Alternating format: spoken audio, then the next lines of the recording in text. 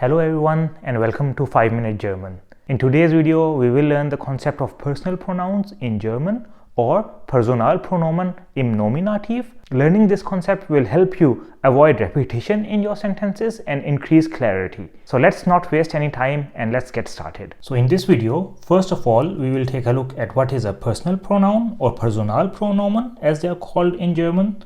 After that, we will take a look at the different cases of personal pronouns.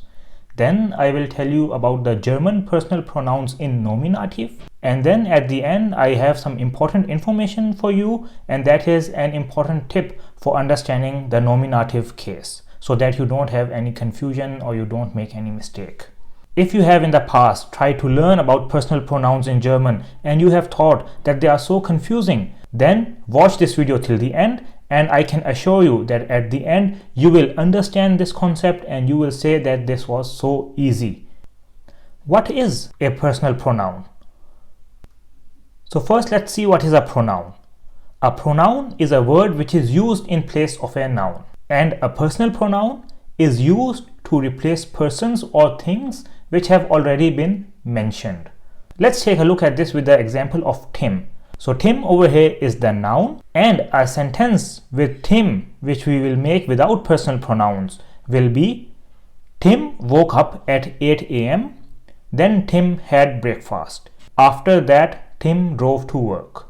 In this example, we have repeatedly used the name of Tim in each sentence. Now let's take a look at the same example with personal pronouns. So it will be Tim woke up at 8 a.m. Then he had breakfast. After that, he drove to work. So in this example, the word he has replaced Tim, and these are the personal pronouns which we have used. So what is the benefit of using a pronoun? The benefit of using a pronoun is that you have reduced repetition. You don't use the name again and again. And this also increases the sentence clarity and makes them more interesting. Now let's take a look at the different cases of personal pronouns. So there are 3 cases of personal pronouns. These are first person, second person, and third person. And this is not only in German but in English as well, and in many other languages we have the same 3 cases. So what is a first person? A first person is when you talk about yourself. For example, if you say I am happy, so you are talking about your own feeling, and the pronoun I which you have used is the first person pronoun. Second person refers to the person you are talking to directly. This can be in person or on the phone, and this person will be in second person. A sentence will be you are happy, and over here you is the second person pronoun which is used. Now let's move on to third person. So third person is the person being talked about. This means that you are not talking to him directly, rather you are talking to someone about this person, and this person might or might not be present. An example will be he is happy. So over here, as you see in the image, these 2 women are talking about the child, that he is happy. He is the third person pronoun. This can be she or it as well, depending on the gender of the person or thing being talked about. And in all these cases, we are only talking about a single person. That's why all these are in singular. They are also called first person singular, second person singular, or third person singular. Now let's take a look at the plurals. Over here we again have the 3 cases: first person plural, second person plural, and third person plural. First person plural is when you talk about yourself as a group. For example, we play football. Over here I am talking about us as a team, so that's why we will be the first person pronoun over here. The second person plural is used when you are talking to more than one person directly. For example, if you are giving a presentation on learning German, then you can say to the group, you all learn German. And over here, you all is the second person pronoun. In English, we usually only use you, but I have mentioned you all over here to make it more clear. The third person plural is used when you are talking about more than one person who might or might not be present. For example, these women over here say they are studying, and you see that they are talking about more than one person over here, and they is the third person plural pronoun over here. So this is the overview of all the pronouns that we have in first person singular, first person plural, second person singular, second person plural, third person singular, and third person plural. So in total we have 6 cases. And this is the same in most of the languages. Now let's take a look at all of these personal pronouns in German. So in German, the first person singular pronoun is called ich. The second person singular pronoun is called du. The third person singular pronouns for masculine, neutral and feminine are er, es, sie. Er means he, es means it and sie means she. The first person plural pronoun is wir, so similar to we. The second person plural pronoun for you all is ihr, and the third person plural pronoun is sie. Now let's take some examples. I will use the verb lernen, which means to learn. So the first person singular example will be ich lerne Deutsch. I learn German. With second person singular it will be du lernst Deutsch. Third person singular it will be er if it is masculine, es if it is a neutral and sie if it is a feminine. Lernt Deutsch. First person plural will be wir lernen Deutsch. Second person plural ihr lernt Deutsch. And third person plural will be sie lernen Deutsch. You might be wondering why we have a change in the form of lernen. This change is called verb conjugations, and I will discuss this concept in detail in another video. There's one more form which we use in German, and that is the formal way to address someone.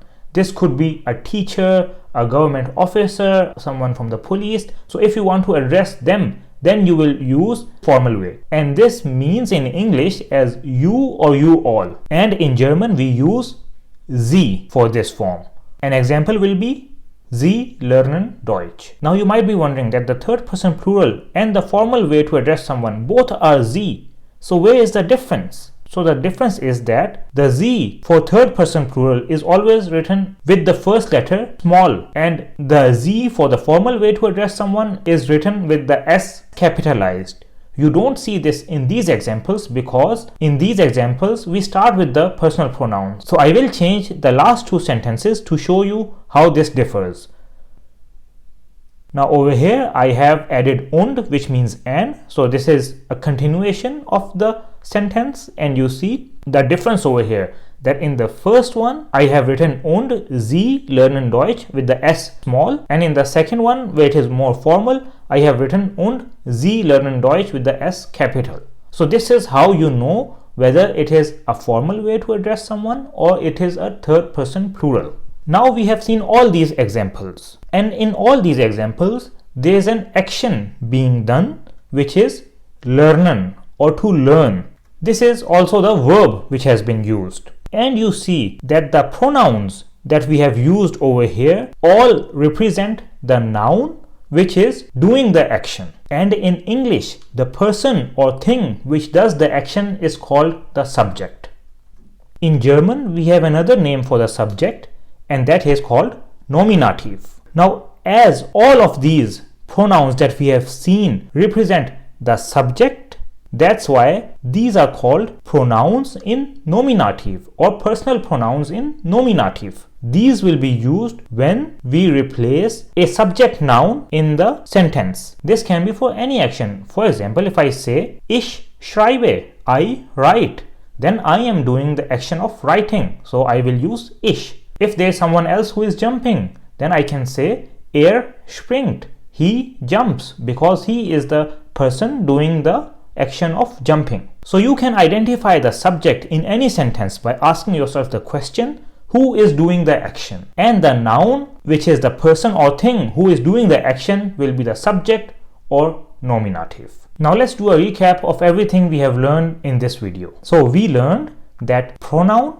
is a word which is used in place of a noun, and a personal pronoun is used to replace persons or things which have already been mentioned. Using pronouns improves clarity and reduces repetition. After that, we saw the different cases of personal pronouns and how these personal pronouns are called in German. So for first person singular, we use ich. For second person singular, we use du. Third person singular, for he is er. For a neutral or it is es. And for she is sie. First person plural in German is wir. Second person plural is ihr. Third person plural sie. And the formal way to address someone is Sie. This can be for singular as well as plural. You can also identify the nominative or subject in a sentence by asking the question who is doing the action, and the person or thing doing the action will be the subject or nominative. And because all of these pronouns that we have learned are used to replace the subject or nominative in a sentence, that's why we say that these are pronouns in nominative. So with this, we come to the end of the lesson. You have completed this lesson,